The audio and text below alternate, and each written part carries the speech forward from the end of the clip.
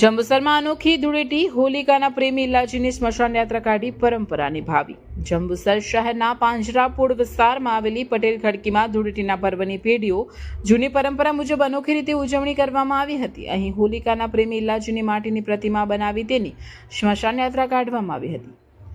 હોળીના દિવસે તળાવની પવિત્ર માટીમાંથી ઇલાજીની પ્રતિમા તૈયાર કરીને તેને ધાણી ચણાનો ભોગ ધરાવવામાં આવે છે।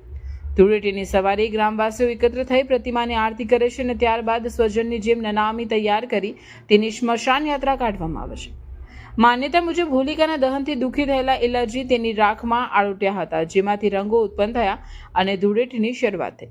આ અનોખી યાત્રામાં મોટી સંખ્યામાં સ્થાનિક યુવાનો અને મહિલાઓ જોડાઈને શ્રદ્ધાપૂર્વક ઇલાજીને વિદાય આપે છે। મારું નામ વિશાલ કુમાર રમેશભાઈ પટેલ છે। હું જંબુસર પટેલ ધર્મશાળા પાંજરાપોળ ખડકીમાં રહેવાસી છું। અમારી બાપદાદાની વર્ષો પુરાણી આ પરંપરા છે અને જે અવિરતપણે ચાલતી રહી છે અને જે અમે અમારા બાપદાદા, અમારા દાદા, અમારા પરદાદા, અમારા છોકરાઓ અમે આ જે પરંપરા જે ચાલુ રાખીએ છીએ અને આ છોકરાઓને પ્રોત્સાહન મળે અને આ પરંપરા અવિરતપણે અમારે આગળ પડતી ચાલતી રહે એના માટે પ્રોત્સાહન માટે અમે એક ઇલ્લાજીનું પૂતળું બનાવીએ છીએ।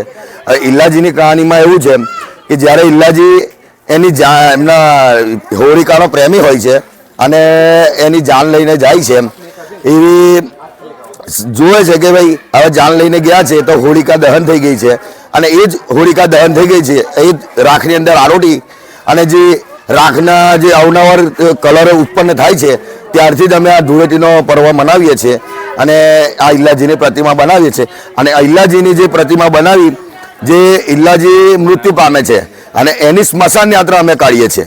એ સ્મશાન યાત્રા કાઢી અને ત્યારબાદ એ સ્મશાન વિધિ પતે ત્યાર પછી અમે વાસ ખાઈએ છીએ, જમણવાર કરીએ છીએ અને ધૂળેટીનો પર્વ અમે ઉજવીએ છીએ।